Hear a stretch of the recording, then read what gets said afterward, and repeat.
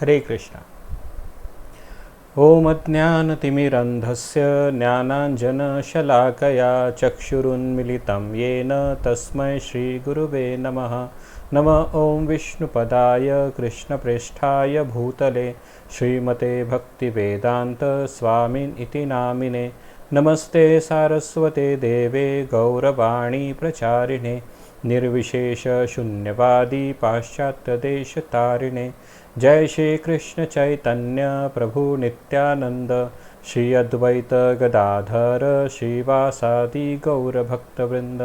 हरे कृष्णा कृष्णा कृष्णा हरे हरे, हरे राम राम राम हरे हरे। हरे कृष्णा। तो आपका स्वागत है आज के हमारे श्री बृहद भागवतमृत क्लास में। हमारी चर्चा अभी आगे बढ़ रही है।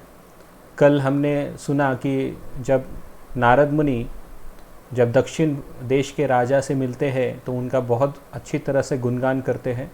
उनका गुणगान करने के पश्चात राजा, क्योंकि वे वैष्णव है, इसलिए बहुत ही नम्रता के साथ अपने ऊपर किए गए गुणगान का वह खंडन करते हैं और साथ ही साथ बताते हैं कि मैं भगवान का कृपा पात्र नहीं हूँ क्योंकि मुझ में इतने सारे दुर्गुण हैं।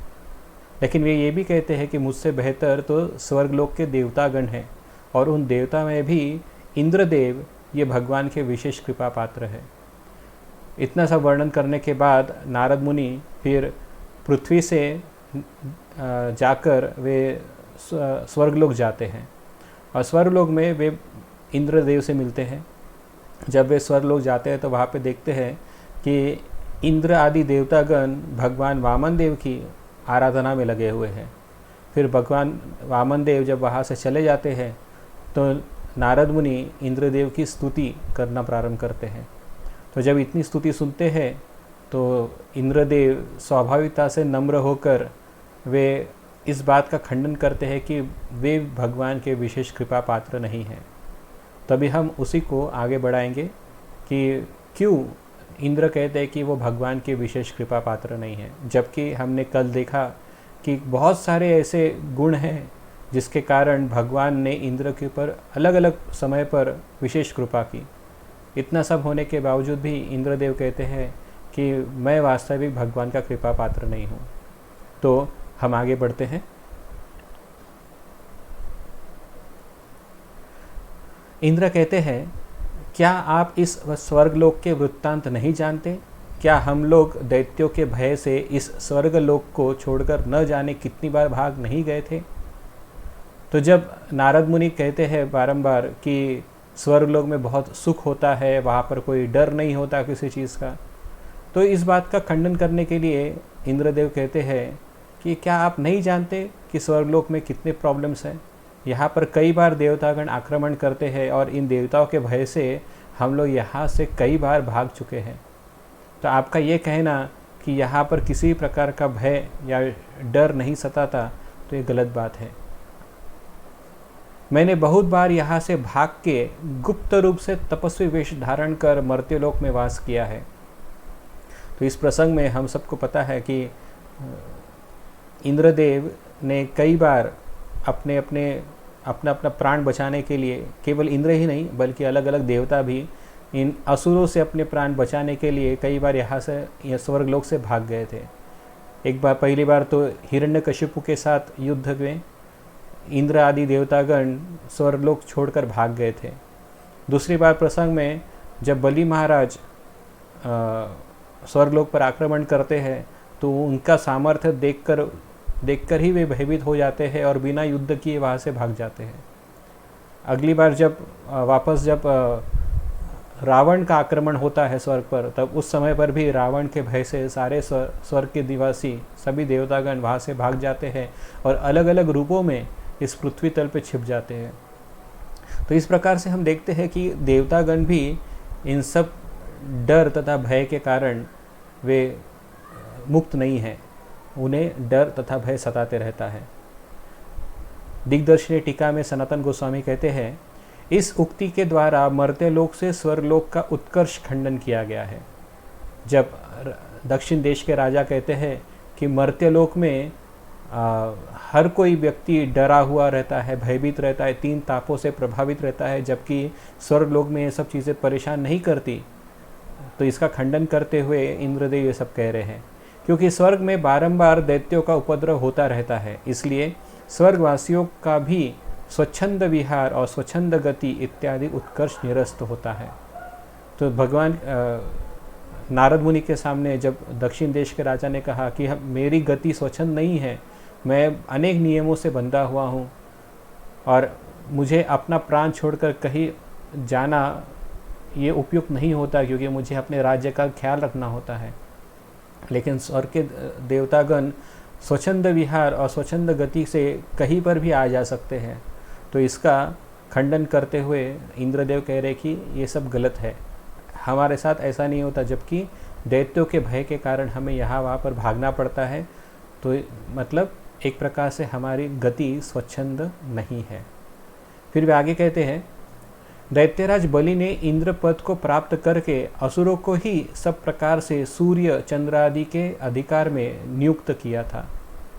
तो हम उस कथा को जानते हैं कि जब बलि महाराज ने इंद्र को स्वर्गलोक से भगाकर इंद्र के पद को हासिल किया, और साथ ही साथ जितने भी लोकपाल अन्य देवतागण थे, जैसे सूर्य चंद्र आदि देवतागण, उनको भी भगा दिया और उनकी जगह पर अलग अलग असुरों को नियुक्त किया। मतलब जैसे इस समय सूर्य के अधिष्ठाता देव विवस्वान है, तो उस समय जब सूर्य देव की जगह पर कोई और असुर उस सूर्य का अधिपति था, उसी प्रकार से चंद्रलोक के अधिपति कोई और असुर हुआ करता था। तो इस प्रकार से ये सारे जो देवतागण हैं ये सब वहाँ से भाग गए थे। तो इंद्र कह रहे हैं, इस उक्ति के द्वारा सूर्यादि सभी लोकपाल आपके आज्ञाकारी है का खंडन कर रहे हैं। तो दिग्दर्शिनी टीका में सनातन गोस्वामी कहते हैं कि जब दक्षिण देश के राजा ने कहा कि सूर्य आदि देवतागण और लोकपालगण आपके आज्ञाकारी रहते हैं, तो ये ऐसा नहीं है। जब उनको भी भय सताता है तो मेरी आज्ञा के बिना ही भाग जाते हैं। तो इस प्रकार से वे मेरे आज्ञा का उल्लंघन कर सकते हैं, ऐसा उनका कहना था। और हम सबको वंचित करके उन्होंने स्वयं ही सभी यज्ञ भाग को ग्रहण किया। तब हम उस यज्ञ भाग से वंचित होकर भूख प्यास से पीड़ित होकर मृतप्राय हो जाते थे। तो जब देवताओं को भगाकर बलि महाराज ने स्वर्ग पर आधिपत्य जमाया, तब पृथ्वी पर होने वाले जितने भी यज्ञ कर्म थे उन सब का भोक्ता एकमात्र ये बलि राजा और उनके असुर साथीगण हो चुके थे। तो इस वजह से देवताओं को यज्ञ भाग नहीं मिलता था, और यज्ञ भाग न मिलने के कारण वे बेचारे भूख प्यास से तड़पते रहते थे। तो इस उक्ति के द्वारा देवताओं को तृप्त करने वाले अमृत की महिमा का भी खंडन हुआ है, क्योंकि दक्षिण देश के राजा ने कहा था कि पृथ्वी पर भूख प्यास इत्यादि परेशानियां तृष्णाएं सताते रहती है, लेकिन स्वर्गलोक में ये सब नहीं होता, क्योंकि हर कोई व्यक्ति अमृत पान करके हमेशा संतुष्ट और तृप्त रहता है। लेकिन इंद्र कह रहे कि ऐसा नहीं है।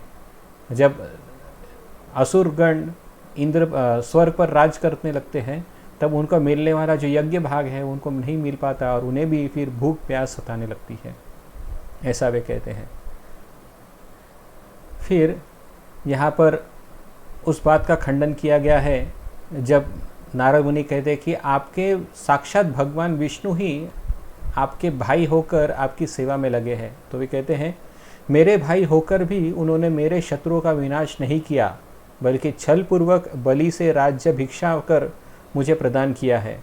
हम देवताओं के लिए यह अत्यंत लज्जा का विषय है।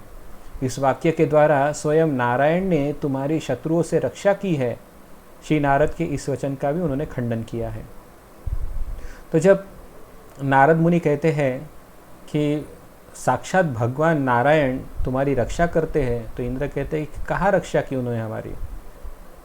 अभी ये जो एक प्रकार से शब्द है इंद्र के, ये शब्द जो आते हैं दिग्दर्शिनी टीका में सनातन गोस्वामी कहते हैं कि एक प्रकार से भक्त का अपने भगवान के प्रति एक विशिष्ट रस में आदान प्रदान हो रहा है। अगर आप थोड़ा सा नोटिस करेंगे कि जब कोई भक्त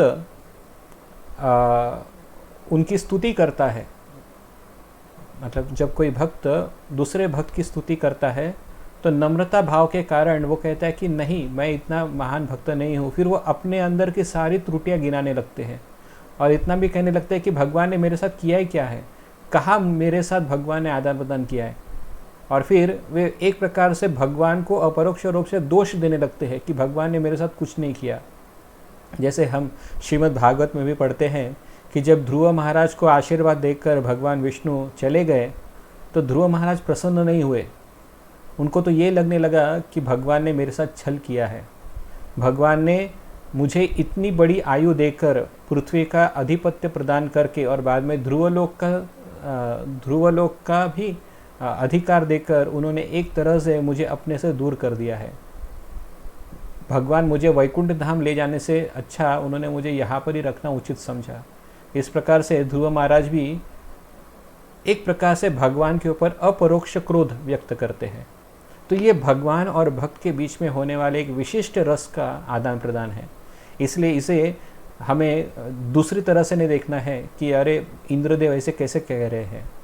तो यहाँ पर भी इंद्रदेव कह रहे हैं कि मेरे भाई होकर भी, मतलब वामन देव उनके भाई है, तो अपेक्षा क्या थी कि वो राक्षसों से या असुरों से युद्ध करे और युद्ध कर कर युद्ध में स्वर्ग को जीत ले।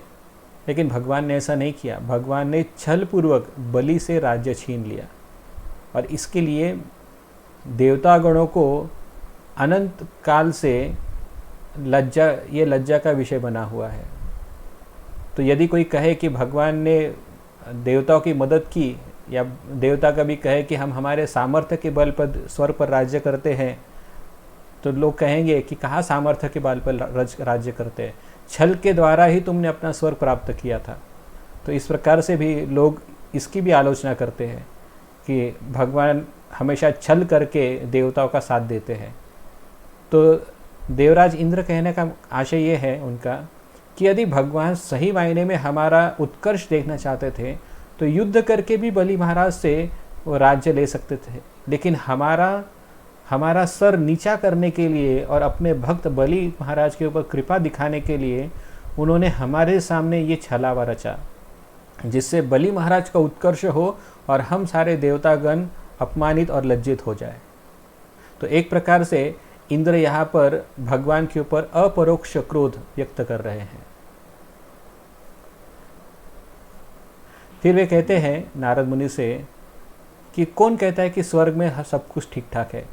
स्वर्ग में नित्य स्पर्धा, असूया आदि नाना प्रकार के दोष भी है। विशेषता ब्रह्म हत्या आदि पाप और नित्य पतन का भय विद्यमान रहता है। अतएव स्वर्गवासियों को क्या सुख अनुभव होता है। तो एक प्रकार से देवराज इंद्र यहाँ पर केवल नारद मुनि के सामने ये सब बात नहीं कह रहे, वे हम सबको भी बता रहे हैं कि बहुत बार इस पृथ्वी पर लोग अलग अलग प्रकार के कर्मकांड करते हैं, पुण्य अर्जन करने का प्रयत्न करते हैं, जिससे उनका अगला जन्म स्वर्ग लोक में या उसी प्रकार के स्वर्गीय सुख को उनकी स्वर्गीय सुख की उनको प्राप्ति हो। लेकिन यहाँ पर बताया जा रहा है कि अगर स्वर्ग में भी स्पर्धा, असूया ये प्रकार के दोष रहते हैं, मतलब वहाँ पर भी जैसे यहाँ पर स्पर्धा होती है, मुझे फलानी वस्तु चाहिए तो उसके लिए मैं स्पर्धा करूँगा, एक दूसरे की ईर्ष्या इस पृथ्वी पर भी दिखाई पड़ती है। तो सेम चीज़ें स्वर्ग लोक में भी दिखाई पड़ती है, वहाँ पर भी यही चीज़ें होती है। तो फिर वहाँ पर जाकर या वहाँ पर जाने की इच्छा करना ये एक प्रकार का भ्रम ही है कि वहाँ पर जाकर मैं सुखी हो पाऊँगा। और दूसरी बात यहाँ पर बताया, विशेषता ब्रह्म हत्या आदि पाप और नित्य पतन का भय विद्यमान रहता है। तो वहाँ पर छोटी से छोटी गलती को भी कोई व्यक्ति शाप दे देता है और शाप देकर उसका पतन हो जाता है। हमने कई बार देखा है कि अलग अलग प्रकार के जो देवतागण हैं वो आपस में ईर्ष्या तथा स्पर्धा के कारण एक दूसरे को शाप प्रतिशाप देते रहते हैं और उस वजह से उनका पतन होकर उनको पृथ्वी पर जन्म लेना पड़ता है।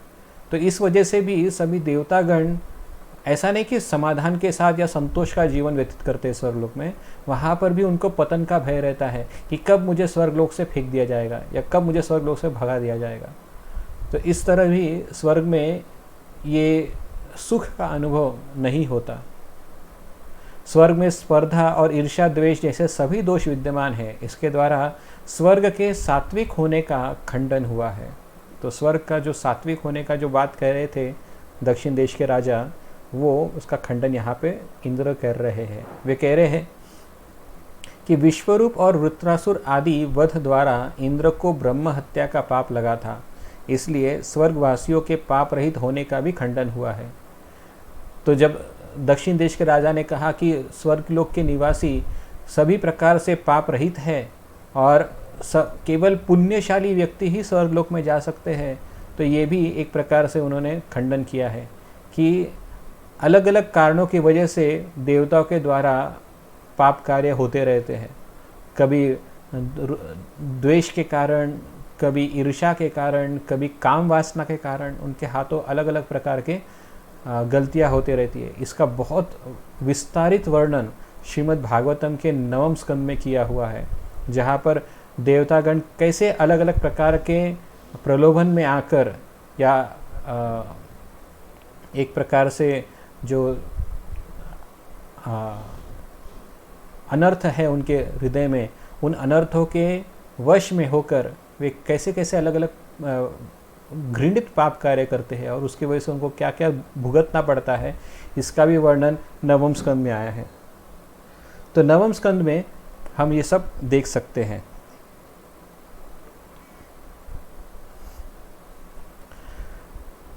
तो इस प्रकार से कहना कि स्वर्गवासी सभी प्रकार के पाप मुक्त है, ये गलत बात यहाँ पे दर्शा रहे हैं।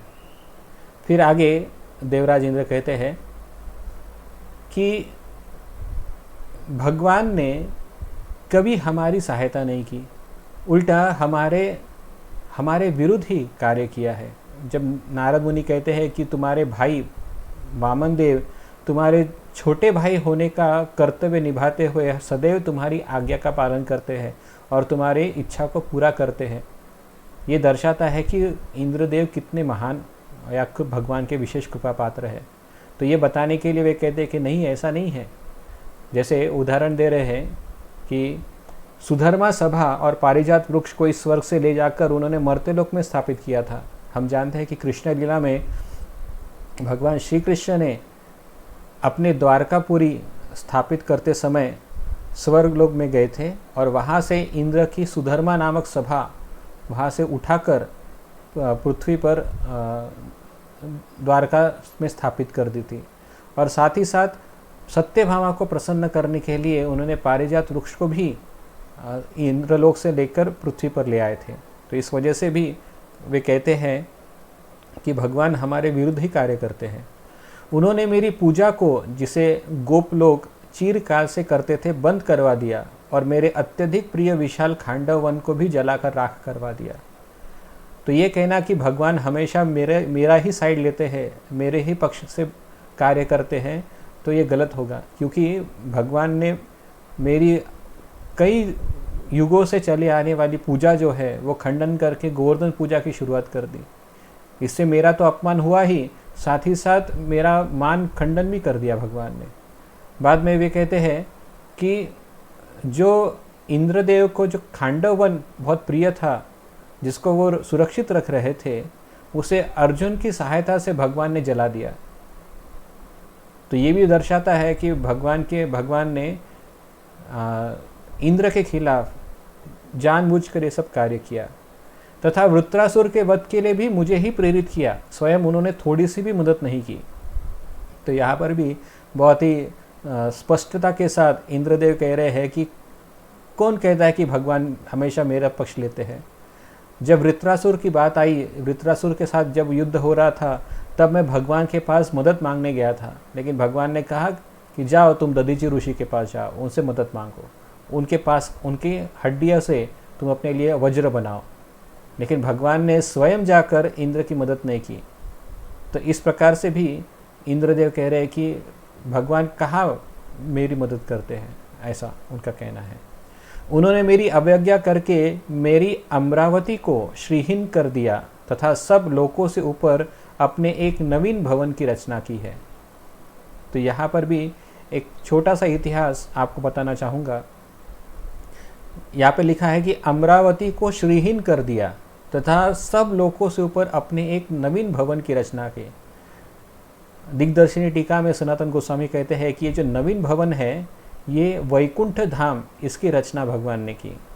और अमरावती को श्रीहीन कर दिया, इसका मतलब कि अमरावती में जो ऐश्वर्य था उस ऐश्वर्य की तुलना में भगवान ने एक ऐसे धाम की निर्मित की जो अमरावती को भी नगण्य दिखाता है। वास्तविक प्रसंग ऐसा है कि 5वें मनवंतर में भगवान विकुंठा के पुत्र के रूप में प्रकट हुए थे और इसलिए उनका नाम वैकुंठ पड़ा था। तो भगवान वैकुंठ और रमा देवी मतलब साक्षात लक्ष्मी देवी एक बार अमरावती मतलब स्वर्गलोक गए थे और वहाँ पर किसी कारणवश रमा देवी और शची देवी में कुछ कहासुनी हो गई और इसी रोष में आकर रमा देवी ने अपने पति भगवान वैकुंठ को विनती की कि मुझे अमरावती से भी ऐश्वर्यशाली ऐसे निवास की इच्छा है। तो केवल और केवल रमा देवी को प्रसन्न करने के लिए उन्होंने एक अलग वैकुंठ धाम की निर्मित की, एक ऐसे धाम की निर्मित की जो ब्रह्मलोक से भी ऊपर है। और उस लोक में उन्होंने इंद्र इंद्र को लज्जित करने के लिए वहाँ का ऐश्वर्य ऐसा रखा कि जो ऐश्वर्य देखकर इंद्र तथा अन्य देवतागण का गर्व खंडन हो गया। तो इस वजह से इस ब्रह्मांड में भगवान के अलग अलग निवास स्थान हैं।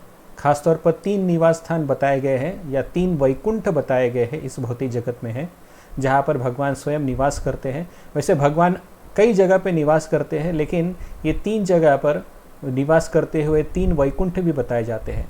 पहला वैकुंठ जिसे भगवान वैकुंठ ने निर्मात किया था, यो 5वें मनवंतर में ये घटना घटी थी। तो ये जो वैकुंठ है ये इस ब्रह्मांड में ही है, लेकिन ब्रह्मलोक से ऊपर है या सत्यलोक से ऊपर है। तो ये एक वैकुंठ है। दूसरा वैकुंठ जहाँ पर भी वैकुंठ जैसा ही निवास है वो है ध्रुव लोक, जहाँ पर भगवान ने उस वैकुंठ को ध्रुव महाराज को प्रदान किया था। और तीसरा जो है श्वेत द्वीप, मतलब क्षीर सागर में स्थित एक श्वेत द्वीप है जहाँ पर भगवान क्षीरोदक्षाय विष्णु निवास करते हैं। और जब भी कभी किसी इस भौतिक जगत में कभी भी अवतार लेना होता है तो भगवान क्षीरोदक्षाय विष्णु इसी जगह पर देवताओं को दर्शन देते हैं और उनकी कामनाओं को पूरा करते हैं। तो ये अलग अलग प्रकार के वैकुंठ इस भौतिक जगत में उपस्थित है। तो ये प्रसंग में इंद्रदेव कह रहे हैं कि भगवान ने मेरे साथ कहा, मेरा पक्ष कहाँ लिया, हमेशा मेरे विरुद्ध ही तो कार्य करते आए हैं, हमेशा मुझे लज्जित करते आए हैं। तो इस प्रकार से इंद्र जो है वो अपनी प्रशंसा का खंडन करते हैं और एक प्रकार से, जैसे फिर से कहूँगा, अपरोक्ष भाव से अपना क्रोध व्यक्त करते हैं भगवान के ऊपर। लेकिन ये क्रोध जो है ये प्रेम का आदान प्रदान है। जैसे आप सब जानते हैं कि कभी कभी प्रेम में कोई व्यक्ति अपरोक्ष रूप से क्रोध व्यक्त करता है, लेकिन वास्तविक वो क्रोधी नहीं होता, वो वास्तविक तौर पे एक प्रेम का ही लक्षण होता है। तो उसी प्रकार से इंद्र भी अपने भगवान के ऊपर एक विशिष्ट रस में प्रेम का आदान प्रदान कर रहे हैं। फिर वे कहते हैं, वे भगवान मेरे माता पिता की तपस्या के प्रभाव से तथा गुरुदेव बृहस्पति जी के अत्यधिक आग्रह से बाध्य होकर मेरी पूजा स्वीकार करते हैं। तो जब दक्षिण देश के राजा ने कहा कि साक्षात इंद्र द्वारा की गई पूजा वे ग्रहण करते हैं, तो यहाँ पर उस उक्ति का खंडन कर रहे हैं।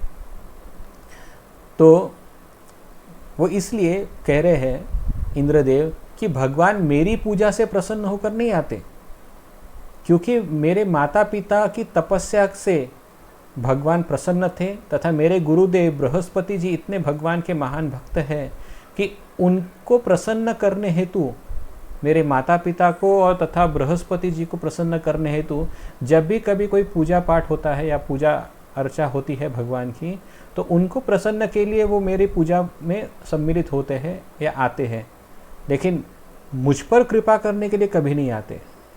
यह उक्ति भी खंडित हुई है। अतएव इंद्र के प्रति भगवान श्री उपेंद्र की विशेष उपेक्षा ही लक्षित होती है, अनुग्रह नहीं। तो यहाँ पर इंद्र भी ये कह रहे हैं कि मुझ पर भगवान का कोई अनुग्रह नहीं है, हमेशा उन्होंने मेरी उपेक्षा की है, तो कैसे आप मुझे भगवान का विशेष कृपा पात्र कह रहे हो? तो ये गलत बात है। फिर इंद्र कहते हैं, जब हम लोग उनसे प्रार्थना करते हैं कि हे प्रभु, हम लोग आपके कृपा पात्र हैं, तब वे हमें वंचना करके अभिप्राय से कहते हैं कि जब तक मैं यहाँ आगमन नहीं करता हूँ तब तक तुम लोग ब्रह्मा अथवा शिव की पूजा करना, क्योंकि वे मुझसे भिन्न नहीं है। किंतु हम श्री विष्णु के चरण कमलों के अतिरिक्त अन्य किसी उपास्य में रुचि नहीं है। तथापि विष्णु, रुद्र और ब्रह्मा ये तीनों देवता एक ही मूर्ति है इत्यादि शास्त्र वचनों का प्रमाण देकर हमें ब्रह्मा और शिव की पूजा में प्रवर्तित करते हैं। भगवान हमें वंचित करने के लिए ही ऐसा आदेश देते हैं। तो यहाँ पर भी इंद्रदेव, अगर हम देखेंगे यहाँ पे किस प्रकार का क्रोध कर रहे हैं। वे कह रहे हैं कि जब भी कभी हम भगवान से प्रार्थना करते हैं कि भगवान हमारे पर ये आपत्ति आई है या हमारी ये अपेक्षाएं हैं, तो भगवान कभी कभी कह देते हैं कि अभी मैं बहुत बिजी हूँ, आप ऐसा करो, शिव जी की पूजा करो या ब्रह्मा जी के पास चले जाओ। और फिर देवतागण सोच में पड़ते हैं कि हमारे लिए तो केवल आप ही एक उपास्य मात्र है, दूसरा कोई किसी की उपासना करने में हमारी कोई रुचि नहीं है, लेकिन भगवान का ही आदेश है। शास्त्र में भी कहा गया है, जो भगवान की ही वाणी है, कि विष्णु, रुद्र और ब्रह्मा इन तीनों में कोई भेद नहीं है, मतलब वे आपस में अभिन्न है। अब ये आपस में अभिन्न शब्द का अर्थ होता है कि उनके कार्य प्रणाली की क्षमता में कोई भिन्नता नहीं है। वे तीनों के तीनों इस जगत के नियंता के स्वरूप ही है। यदि कोई चीज़ किसी कारणवश भगवान विष्णु नहीं करना चाहते तो भगवान शिव भी कर सकते हैं। जैसे इस सृष्टि की निर्मिति, स्थिति तथा प्रलय, ये तीनों के तीनों देवता स्वयं करने में सक्षम है। ऐसा नहीं कि शिवजी ही केवल विनाश कर सकते हैं, ब्रह्मा जी विनाश कर सकते हैं और विष्णु भी विनाश कर सकते हैं। उसी प्रकार से ब्रह्मा जी जैसे निर्माण करते हैं, उसी प्रकार से शिव जी के पास भी वो क्षमता है निर्माण करने की, तथा विष्णु के पास निर्माण करने की भी क्षमता है। तो कहने का आशय ये है कि ऐसा तो कहा जाता है कि ब्रह्मा जी निर्माता है, शिव जी विनाश करता है और भगवान विष्णु पालन करता है, लेकिन ऐसा ज़रूरी नहीं है। ये तीनों के तीनों कार्य ये तीनों देवता भी कर सकते हैं, उनके पास वो क्षमता भी है, लेकिन फिर भी आपस में वो उन तीनों ने ही अपने अपने कार्य क्षेत्र बांट लिए हैं। तो कहने का आशय ये है कि जब भी कभी कुछ चीज़ें आती है तो भगवान विष्णु कहते हैं कि आप मेरे पास मत जाओ, मैं थोड़ा व्यस्त हूँ, आप किसी और के पास चले जाओ। तो वो शिव जी के पास या ब्रह्मा जी के पास उनको भेज दिया जाता है। तो सेम चीज़ें यहाँ पर इंद्र कह रहे हैं कि हमारी किसी और के पास जाने की इच्छा नहीं होती, लेकिन फिर भी भगवान का आदेश है, शास्त्र वचनों का प्रमाण देकर वे हमें ब्रह्मा और शिव जी की पूजा में प्रवर्तित करते हैं। तो जब कभी स्वर्गलोक में भगवान शिव की पूजा या ब्रह्मा जी की उपासना का उल्लेख होता है किसी भी शास्त्र में, तो हमें इस बात को ध्यान में रखना चाहिए। इसका वर्णन श्रीमद् भागवत में भी आया है। दशम स्कंद में जब सत्यभामा को लेकर भगवान कृष्ण स्वर्गलोक जाते हैं, तो वहाँ पर शिव जी की आराधना चलते रहती है। तो कोई कहेगा कि भगवान विष्णु को छोड़कर इंद्र शिव जी की क्यों आराधना करते हैं? तो इसका कारण यही है कि भगवान का ही आदेश है कि जब कभी कुछ ज़रूरत पड़े, आवश्यकता हो, और अगर मैं उपलब्ध ना हूँ, मतलब भगवान विष्णु अगर उपलब्ध नहीं है, तो वे शिव जी या ब्रह्मा जी की भी आराधना कर सकते हैं, क्योंकि उनमें कोई भेद नहीं है। तो इस वजह से भी इंद्रदेव जो है वो भगवान के ऊपर अपना क्रोध व्यक्त कर रहे हैं। और वे कहते हैं कि भगवान हमें वंचित करने के लिए ही ऐसा आदेश देते हैं। कभी कभी एक उदाहरण दिया जाता है कि जब कोई बच्चा बहुत तकलीफ़ देता है और वो माँ को हमेशा उसके कार्यों में या उनके व्यस्तता में बाधा बनता है, तो कभी कभी माँ कहती है कि तू मेरे पास मत आओ, जाओ अपनी मौसी के पास चले जाओ। या कभी कभी पिताजी को कुछ महत्वपूर्ण काम होता है और बच्चे आके उनको तकलीफ़ देते हैं कि बच्चे कहते हैं कि मुझे ये चाहिए वो चाहिए, तो कभी पिताजी कहते हैं कि मुझे तकलीफ़ मत दो, जाओ तुम चाचा के पास जाओ। तो इस प्रकार से ही भगवान का ये वर्तन दिख रहा है। और इस वजह से इंद्रदेव कह रहे हैं कि भगवान हम पर कहाँ कृपा करते हैं, वे तो हमारी वंचना ही करते हैं, हमें अपनी कृपा से वंचित ही रखते हैं, इसलिए हम देवतागण भगवान के कृपा पात्र नहीं हैं। फिर वे आगे कहते हैं कि तो वास्तविक कृपा पात्र कौन है? वे कहते हैं परमेष्ठी सुत श्रेष्ठ किंतु स्वपितरम हरे अनुग्रह पदम विद्धि लक्ष्मीकांत सुतो ही स। हे श्रेष्ठ ब्रह्मापुत्र नारद, आप अपने पिता श्री ब्रह्मा को ही श्री हरि का कृपा पात्र जानना, क्योंकि वे साक्षात श्री लक्ष्मीकांत भगवान के पुत्र हैं। तो यहाँ पर जब नारद मुनि सुनते हैं ये सब चीज़ें इंद्रदेव से, तो नारद मुनि के मन में प्रश्न आता है कि अरे तो फिर अगर आप कह रहे कि आप कृपा पात्र नहीं है तो कौन है फिर? तो नारद मुनि इंद्रदेव कहते हैं कि मैं न होकर मुझसे बेहतर तो ब्रह्मा जी है। और फिर वे ब्रह्मा जी का स्तुतिगान करना प्रारंभ करते हैं। वे कहते हैं ब्रह्मा जी ही भगवान के विशेष कृपा पात्र हैं, और उसका आगे वर्णन करते हैं, हम एक एक करके देखेंगे। वे कारण देते हैं कि क्यों ब्रह्मा जी भगवान के विशेष कृपा पात्र। वे कहते हैं कि ब्रह्मा साक्षात भगवान नारायण के पुत्र हैं, और भगवान के पुत्र होने के नाते, स्वयं का पुत्र होने के नाते कौन पिता अपने पुत्र पर कृपा नहीं करेंगे। तो इस वजह से भी वास्तविक कृपा पात्र तो ब्रह्मा जी ही है, ऐसा इंद्रदेव नारद मुनि को कहते हैं। वे कहते हैं उनकी आयु मुझसे कई गुना अधिक है, मुझ जैसे 14 इंद्र उनके केवल एक दिन में ही प्रादुर्भूत होते हैं। तो जब नारद मुनि ने कहा था कि आप कई गुना या कई सालों तक अपना अधिपत्य चलाते हो स्वर्ग के ऊपर, उसमें कहा था 71 मनवंतर तक आप अपना अधिपत्य चलाते हो, तो इंद्र कह रहे हैं कि वो 71 मनवंतर का क्या लेना देना, मेरे जैसे 14 इंद्र भगवान की केवल एक दिन में आ जाते हैं। तो सोचे कि भगवान ब्रह्मा जी का आयु कितना बड़ा होगा। तो इस वजह से भी भगवान की ब्रह्मा के ऊपर विशेष कृपा है। वे 14 लोकों और उनके लोकपालों की सृष्टि करते हैं, उनको अधिकार देते हैं, उनका पालन पोषण करते हैं, कर्मों के फलों को प्रदान करते हैं, और रात्रि आने पर उनके आदेश से संहार करते हैं। तो यहाँ पर भी देखिए कि इंद्र कैसे खंडन करे नारद मुनि का। वे कहते हैं कि क्योंकि नारद मुनि ने कहा था कि इंद्र आप सभी तीनों लोगों के अधिपति हो, और आपके अधिकार के नीचे ही ये सारे लोक अधिकारी कार्य करते हैं। लेकिन इंद्र कह रहे हैं कि मुझे इंद्र बनाया किसने, इन लोकपालों को अधिकार दिया किसने?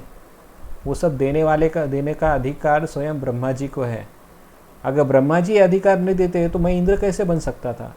मेरे पुण्य का फल, मेरा पालन पोषण ब्रह्मा जी ने तो ही करते हैं। और साथ ही साथ केवल इतना ही नहीं, बहुत सारे असुरगण भी ब्रह्मा जी की उपासना करते हैं, क्योंकि वे जानते हैं कि सर्वश्रेष्ठ फल देने का अधिकार केवल ब्रह्मा जी के पास है। ब्रह्मा जी अपने अपने कर्म फलों के अनुसार ब्रह्मा जी सबको इष्ट फल प्रदान करते हैं, और इसलिए असुरगण देवतागण भी ब्रह्मा जी के पास आकर उनकी आराधना करते हैं, उनके लिए तपस्या करते हैं, उनको प्रसन्न करना चाहते हैं। तो ये सारा चीज़ इंद्रदेव ब्रह्मा जी के बारे में कह रहे हैं। वे कहते हैं उनके लोक में सदैव साक्षात सहस्त्र शीर्षा महापुरुष मूर्तिमान होकर सदा विराजमान रहते हैं, और साक्षात रूप में उनके यज्ञ भाग को स्वीकार कर भोजन करते हैं। तो यहाँ पर बताया गया है कि जब नारद मुनि कह रहे थे कि आपके धाम में साक्षात भगवान वामन देव निवास करते हैं और आपके यज्ञ कार्य में उपस्थित होकर उसे स्वीकार करते हैं, तो वे कह रहे कि ये तो कुछ भी नहीं, ब्रह्मा जी के धाम में तो साक्षात सहस्त्र शीर्ष महापुरुष विराजमान रहते हैं, साक्षात वहाँ पर रहते हैं। मेरे धाम में तो वामन देव आते हैं और चले जाते हैं, और जब चले जाते हैं तो पता भी नहीं चलता कहाँ चले गए हैं। तो ब्रह्मा जी का ऐसा नहीं है। ब्रह्मा जी के धाम में साक्षात भगवान सहस्त्र शीर्ष महापुरुष रहते हैं। अब ये सहस्त्र शीर्ष महापुरुष कौन है, इसका भी वर्णन दिग्दर्शिनी टीका में सनातन गोस्वामी करते हैं। जब ब्रह्मा जी की उत्पत्ति हुई थी, जब ब्रह्मा जी भगवान विष्णु के नाभि कमल से उत्पन्न हुए थे, तो ये जो नाभि कमल से उत्पन्न होने वाले भगवान है, नाभि कमल से उत्पत्ति कराने वाले जो भगवान है, ये भगवान ही सहस्त्र शीर्ष महापुरुष है। इसका वर्णन श्रीमद् भागवत के तृतीय स्कंद में आता है। जब ब्रह्मा जी की जब उत्पत्ति होती है और वो पहली बार जब भगवान विष्णु का दर्शन करते हैं, तो वो जो दर्शन है वो गर्भोदकशाही विष्णु का दर्शन होता है, और ये गर्भोदकशाही विष्णु ही सहस्त्र शीर्ष महापुरुष है, ये सनातन गोस्वामी जी कहते हैं। तो साक्षात सहस्त्र शीर्ष महापुरुष या फिर गर्भोदकशाही विष्णु ब्रह्मा जी के लोक में रहते हैं, वो वहाँ पर ही निवास करते हैं, क्योंकि ब्रह्मा जी ने इस प्रकार की उनको प्रार्थना की थी। भगवान से उन्होंने कहा था कि आपके दर्शन कर पाना बहुत दुर्लभ है, लेकिन मेरी इच्छा है कि कृपया करके आप मेरे धाम में निवास करें और मुझे आपकी सेवा करने का सुअवसर प्रदान करें। और ब्रह्मा जी की इच्छा को पूरा करने के लिए साक्षात गर्भोदकशाही विष्णु ब्रह्मा लोक में निवास करते हैं। तो ये क्यों महत्वपूर्ण है इतना, क्योंकि इंद्रलोक में भी भगवान निवास करते हैं वामन देव रूप में, लेकिन वो कभी कभी ही आते हैं। लेकिन ब्रह्मा जी के धाम में भगवान नित्य निवास करते हैं, वो वहाँ से कहीं नहीं जाते, वो वहीं पर ही रहते हैं। और जब भी कभी ब्रह्मा जी उनकी उपासना करते, यज्ञ आहुति देते हैं, यज्ञ कार्य करते हैं, तो यज्ञ भाग स्वीकार करने के लिए स्वयं भगवान गर्भोदकशाही विष्णु वहाँ पर प्रकट होते हैं, और वो भी सहस्त्र शीर्ष मतलब विराट रूप में वो प्रकट होते हैं। विराट रूप मतलब उनके हजारों हाथ है, हजारों पैर है, हजारों हाथ है, और उनका जो सारा जो आभूषण है वो विस्तार जो है वो भी सहस्त्रों में है। तो ये सहस्त्र पुरुष रूप जो है ये ब्रह्मा जी के द्वारा सेवित होता है। साथ ही साथ ये जो रूप है ये केवल ब्रह्मा जी को ही दिखाई देता है।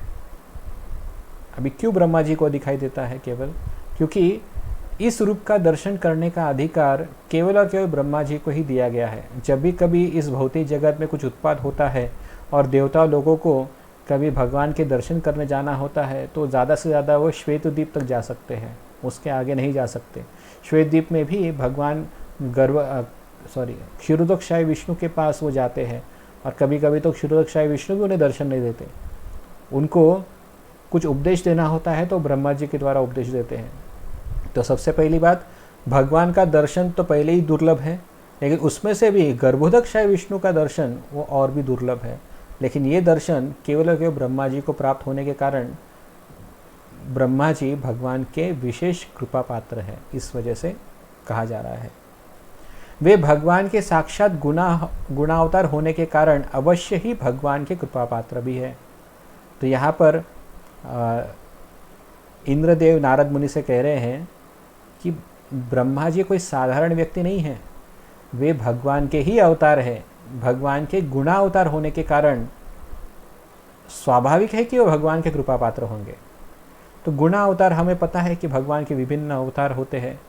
तो एक प्रकार से देखा जाए तो शास्त्र में भी ब्रह्मा और भगवान कभी कभी इंटरचेंजेबली यूज़ किया जाता है, आपस में इस्तेमाल किया जाता है। कभी कभी ब्रह्मा जी को ही भगवान कहा जाता है, क्योंकि ब्रह्मा जी के पास इतनी शक्ति है, इतना सामर्थ्य है कि वे एक प्रकार से देखा जाए तो प्रॉक्सी भगवान है इस जगत में। प्रॉक्सी भगवान मतलब जब भगवान को कुछ कार्य करना होता है तो इन भगवान ब्रह्मा जी के द्वारा करा देते हैं। तो एक प्रकार से देखा जाए तो नेक्स्ट इमीडिएट अगर ऑथोरिटी किसी के पास है भगवान के बाद, तो ब्रह्मा जी के पास है। तो इस वजह से भी ब्रह्मा जी भगवान के विशेष कृपा पात्र हैं। इस प्रकार इंद्र की बातों का अनुमोदन करते हुए आनंद से भाव विभोर होकर वे ब्रह्मलोक जा पहुँचे। तो जब ये सब सारी बातें सुनी इंद्र से, तो नारद मुनि बहुत आनंदित हुए। उन्होंने इंद्रदेव को बारंबार आलिंगन किया और साधुवाद करते हुए वे ब्रह्मलोक जा पहुँचे। तभी हम नारद मुनि का ब्रह्मलोक या सत्यलोक में आगमन और वहाँ पर उनकी ब्रह्मा जी की स्तुति करना, ये हम सुनने वाले हैं। तो अभी तक हमने शॉर्ट में सारांश दे रहा हूँ।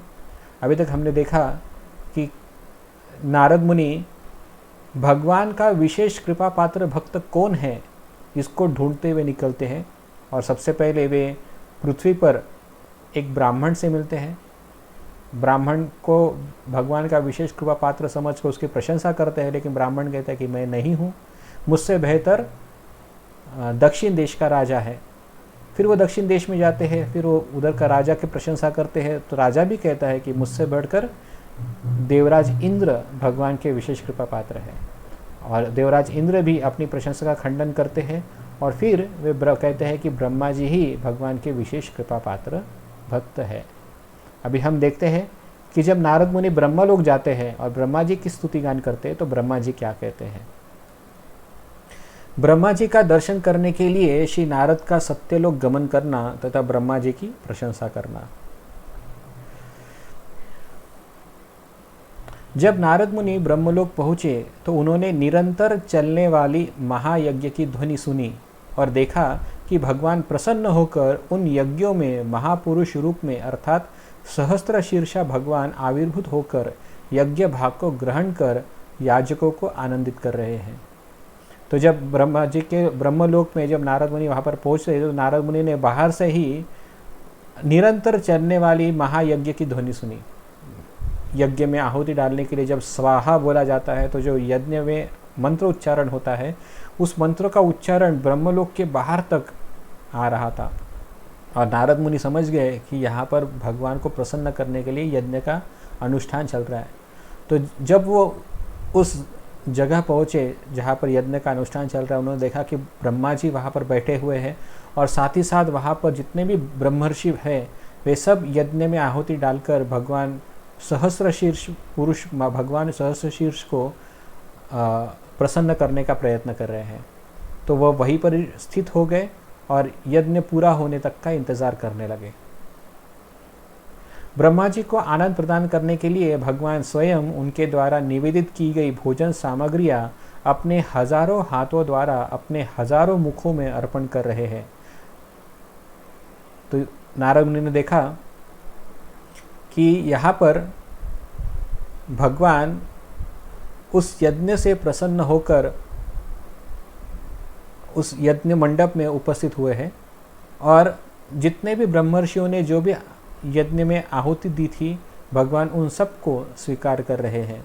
उन्होंने ये भी देखा कि ब्रह्मा जी द्वारा उन्होंने निवेदित जो अन्न है या भगवत के लिए भोग लगाया चढ़ाया था, साक्षात भगवान विष्णु ने वो भोग अपने हजारों हाथों से अपने हजारों मुख में डालकर उसको स्वीकार कर रहे हैं। तो इस प्रकार का दर्शन देखकर नारद मुनि बहुत प्रसन्न हो गए। उन्हें लगा कि सही मायने में केवल और केवल ब्रह्मा जी ही भगवान के विशेष कृपा पात्र भक्त है। और फिर जब यज्ञकर्ताओं को अभिष्ट फल देकर उस यज्ञ में जो भी यज्ञकर्ता थे, जो भी ब्रह्मर्षि थे, उनको विशेष आशीर्वाद प्रदान करके और ब्रह्मा जी को भी आशीर्वाद प्रदान करके वे अपने भवन में चले गए। तो उनका भवन उसी ब्रह्मलोक में निवास करता है। और फिर नारद मुनि ब्रह्मा जी के पास आते हैं।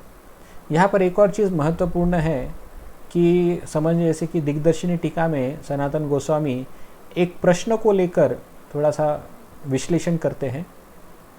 प्रश्न ये है कि अगर भगवान नित्य ब्रह्मलोक में निवास करते हैं, तो जब पृथ्वी देवी ब्रह्मा जी के पास अपनी पीड़ा लेकर वहाँ पर पहुँची, तो पृथ्वी देवी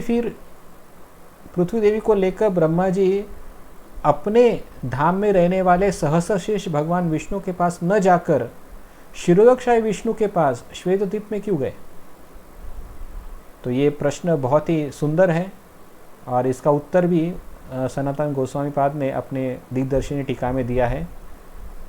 अगर प्रश्न आपको समझ में आया होगा, अगर ब्रह्मा जी के धाम में ही भगवान विष्णु अगर निवास करते हैं तो पृथ्वी देवी को लेकर इतना दूर श्वेत द्वीप में क्षीरोदक्षाय विष्णु के पास क्यों जाना चाहिए, और वहां पर जाकर सभी देवताओं के साथ मिलकर प्रार्थना करने की क्या आवश्यकता थी।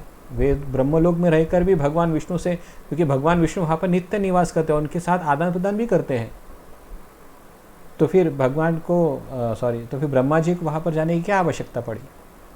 तो इसके लिए उत्तर में सनातन गोस्वामी कहते हैं कि जब भी भगवान विष्णु का प्राकट्य होता है तो प्राकट्य के साथ भगवान अपने उस रूप में नहीं रहते। जैसे उदाहरण के लिए जब भगवान श्री कृष्ण इस भौतिक जगत में अवतरित हुए, तो क्योंकि वे अवतारी भगवान है, अवतार भगवान नहीं है, अवतारी भगवान है, तो जब इस भौतिक जगत में वे अवतरित हुए तो अवतरित होते समय उन्होंने सभी जो रूप है वो सब उनमें विद्यमान थे। इसका उदाहरण देते हुए कहते हैं कि जब नरकासुर ने या भौमासुर ने जब माता अदिति के कर्ण कुंडल तथा छत्र चुराए इंद्र लोक से, तभी देवराज इंद्र अपने भाई वामन देव के पास न जाकर भगवान श्री कृष्ण के पास द्वारका में आते हैं। अभी हमने पिछली बार ये भी सुना कि वामन देव वहाँ पर नित्य निवास करते हैं स्वर्गलोक में, और भगवान का वहाँ पर निवास होने के कारण वामन देव के रूप में भी स्वर्गलोक के राजा इंद्र उनसे याचना कर सकते थे, लेकिन वो वहाँ पर वामन देव के पास नहीं गए, द्वारका में कृष्ण के भगवान के पास आए। ऐसा क्यों हुआ? तो इसका भी यही कारण है कि भगवान श्री कृष्ण जब भी आते हैं, क्योंकि वे अवतारी भगवान हैं, अवतारी भगवान जब प्रकट होते हैं तो उनके अंदर सारे के सारे जो विस्तारित रूप है, यथा गर्भोदक्षाय विष्णु, क्षीरोदक्षाय विष्णु, भगवान के विभिन्न जो अवतार रूप है, वो सारे के सारे अवतार भगवान कृष्ण के रूप में समा जाते हैं। मतलब एक तरह से देखा जाए तो जब भगवान श्री कृष्ण भौतिक जगत में उपस्थित थे तो इस भौतिक जगत में अन्य जगह पर भगवान का कोई भी अवतार, मतलब जैसे वामन रूप अवतार या सहस्त्र शीर्ष पुरुष अवतार या क्षीरोदक्षाय विष्णु अवतार, ये कोई उपलब्ध नहीं था। सब यहाँ पर भौतिक जगत में उपस्थित हो गए थे। भौतिक जगत में नहीं, भगवान श्री कृष्ण के शरीर में प्रकट हो गए थे, ऐसा सनातन गोस्वामी कहते हैं। दूसरा कारण देते हुए बता रहे हैं कि ब्रह्मा जी थोड़े से लालची हो गए थे। अभी लालची का मतलब यहाँ पर गलत अर्थ से नहीं देखना है। ब्रह्मा जी को लगा कि अगर मैं पृथ्वी को लेकर मेरे धाम में निवास करने वाले सहस्र शीर्ष भगवान के सामने अगर मैं जाऊं और भगवान ने पृथ्वी देवी की याचना सुनकर अगर प्रकट होने का निर्णय ले लिया, तो भगवान तो मेरे धाम में नहीं रहेंगे, वो अवतार लेने के लिए चले जाएंगे और फिर मैं भगवान की उपासना करने का या सेवा करने का मेरा अवसर चला जाएगा। तो इस वजह से वो डर के कारण भी ब्रह्मा जी जो है अपने धाम में रहने वाले सहस्रशीर्ष भगवान के पास न जाकर क्षीरोदक्षाय विष्णु के पास जाते हैं और क्षीरोदक्षाय विष्णु के पास जाकर कहते हैं ये सब समस्या, ताकि अगर भगवान को अवतार लेना भी हो तो सहस्रशीर्ष भगवान मेरे धाम में ही रहे, ताकि मैं उनकी सेवा कर सकूं, उनका नित्य दर्शन कर सकूं, और अगर अवतार लेना ही है तो क्षीरोदक्षाय विष्णु जी को लेने दीजिए। तो इस प्रकार से ये ब्रह्मा जी का कहने का उद्देश्य था। तो ये अलग अलग कारण सनातन गोस्वामी अपनी दिग्दर्शिनी टीका में देते हैं। तो बहुत ही सुंदर टॉपिक था, तो इसलिए मैंने सोचा कि आपके साथ शेयर करूं। जब श्री ब्रह्मा अपने आसन पर सुखपूर्वक बैठे गए, तब श्री नारद उनके सम्मुख जाकर दंडवत प्रणाम कर कहने लगे, आप निश्चित ही भगवान श्री कृष्ण के कृपा पात्र है। अभी क्यों कृपा पात्र है, इसका वर्णन नारद मुनि करते। वे कहते हैं, आप प्रजापतियों के भी पति और सभी लोगों के पितामह हैं।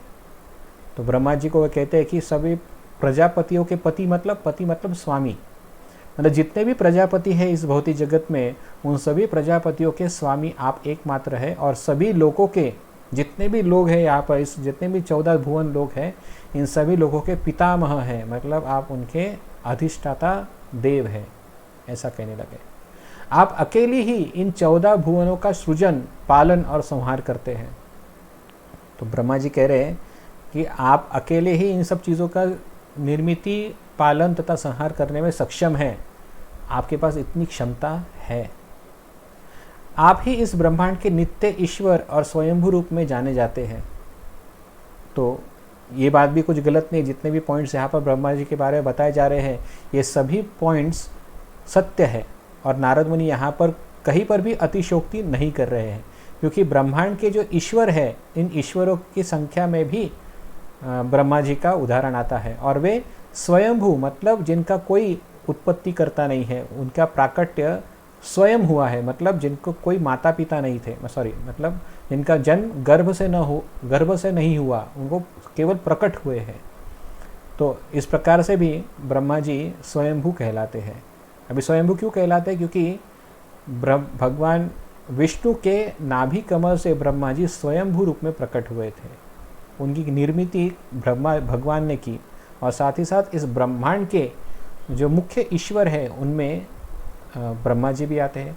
इसका वर्णन श्रीमद् भागवतम के 4 स्कंद में आता है, जहाँ पर अत्रि मुनि जब तपस्या करते हैं, और तपस्या करते हुए कहते हैं कि इस जगत के ईश्वर के पास मेरी याचना है।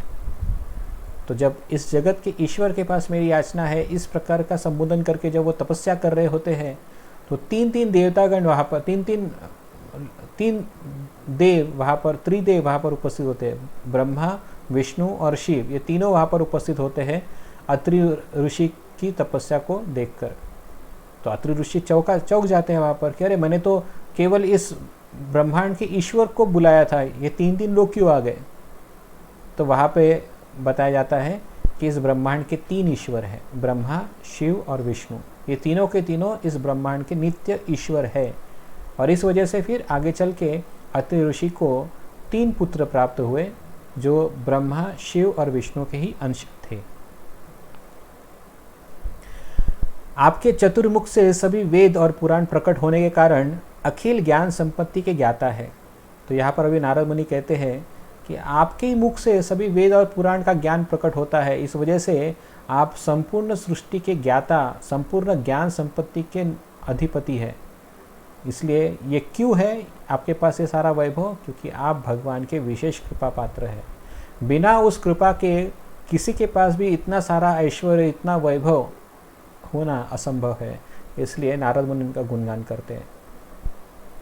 100 जन्म तक मद मात्सर्य से रहित होकर संपूर्ण निश्चिद्र, दोष रहित और विशुद्ध रूप से सद्धर्म का पालन करने वाले मनुष्य ही आपके इस लोक में आगमन कर सकते हैं। तो जैसा दक्षिण भारत के या दक्षिण देश के राजा ने जैसे कहा था कि केवल पुण्यवान व्यक्ति ही स्वर्गलोक जा सकता है, तो उसी प्रकार से यहाँ पर भी नारद मुनि कह रहे हैं केवल वही पुण्यवान व्यक्ति जो मद तथा मात्सर्य से तथा सभी प्रकार के दोषों से मुक्त है, और अपने धर्म का, अपने सद्धर्म का विशुद्ध रूप से, मतलब बिना किसी मिस्टेक के, not a single mistake in the following of his own सद्धर्म, अगर ऐसा जन्म वो 100 जन्म तक अगर ऐसा करता है, तो ऐसे जीव ब्रह्मलोक जा सकते हैं। श्रीमद् भागवत पुराण में भी भगवान शिव कहते हैं कि जो व्यक्ति 100 जन्मों तक विशुद्ध रूप से अपने सद्धर्म का पालन करता है और हर प्रकार के दोषों से मुक्त होता है, ऐसा व्यक्ति अगले जन्म में ब्रह्मा के पद को प्राप्त करता है। अभी यहाँ पे ब्रह्मा का पद मतलब के 2 अर्थ होते हैं, एक तो ब्रह्मलोक में उसे जन्म प्राप्त होता है, या दूसरा अर्थ होता है कि साक्षात ब्रह्मा जी का जो पद है वो उसे प्राप्त होता है। तो दोनों ही अर्थ सही है, या तो ब्रह्मा बनता है या फिर ब्रह्मा जी के लोक में उसके प्रवेश प्राप्त होता है। तो दोनों अर्थ सही है। तो एक प्रकार से देखा जाए तो ये सारे जो विशेष गुण हैं, ये दर्शाता है कि ब्रह्मा जी कितने महान हैं।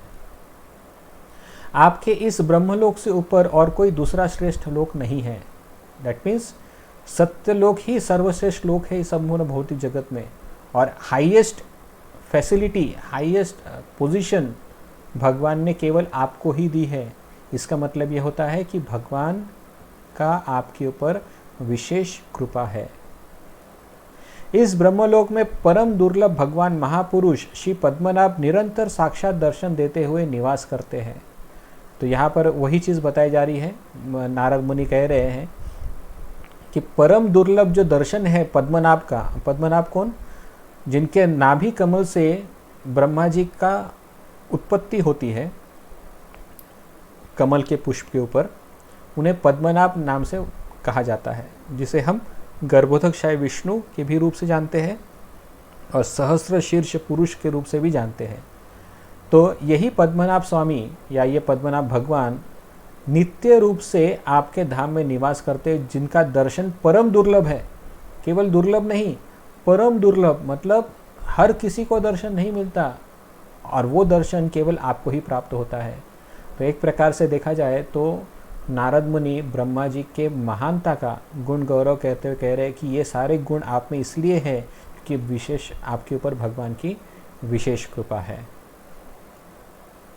अतएव आप सचमुच भगवान श्री कृष्ण के अति प्रिय पात्र है। अधिक क्या कहूँ, आप ही वे महापुरुष है, आप ही लीला के लिए विविध शरीर धारण करते हैं। तो एक प्रकार से यहाँ पर नारद मुनि ब्रह्मा जी को उत्तेजित करने के लिए यहाँ पर कह रहे हैं कि आप ही सचमुच भगवान श्री कृष्ण के अति प्रिय पात्र है, और इतना ही नहीं, आप ही भगवान श्री कृष्ण के ही अवतार है, या आप ही भगवान है, इस प्रकार से कह रहे हैं। आप ही लीला के लिए विविध शरीर धारण करते हैं इस भौतिक जगत में। तो एक प्रकार से वो ब्रह्मा जी की तुलना भगवान के साथ कर रहे हैं।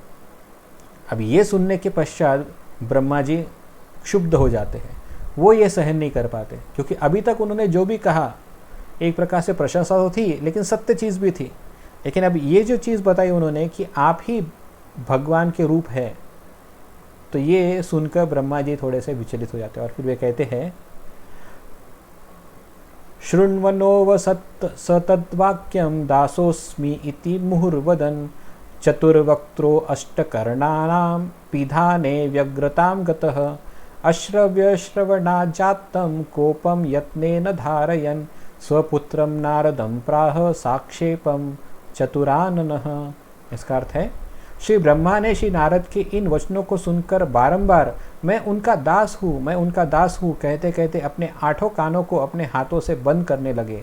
वे ऐसे अनुचित वचनों को सुनकर एक बार तो क्रोधित हुए, फिर यत्नपूर्वक अपने क्रोध को रोककर अपने पुत्र श्री नारद की भर्त्सना करते हुए कहने लगे।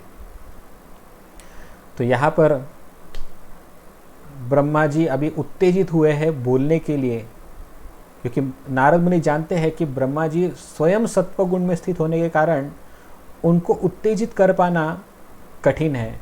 तो उनको बोलने के लिए, उनसे भगवान की स्तुति सुनने के लिए वे इतने लालायित थे कि उन्होंने कुछ ऐसी बात कह दी कि जिससे ब्रह्मा जी क्रोधित हो गए, और फिर नारद मुनि के बातों का खंडन करते हुए वे बताने लगे कि किस प्रकार से मैं भगवान का विशेष कृपा पात्र भक्त नहीं हूँ। इसका वर्णन हम कल करेंगे, ठीक है, क्योंकि अभी टाइम ख़त्म हो गया है, आज का समय यहीं पे समाप्त होता है। हम इसका वर्णन कल के दिन करेंगे। कृपया आप सब लोग, ये अगला जो वर्णन है इसके आगे के वर्णन बहुत ही सुंदर रूप से प्रस्तुत किए गए हैं। कृपया करके आप इन सभी वर्णनों का आनंद लीजिए। हरे कृष्णा।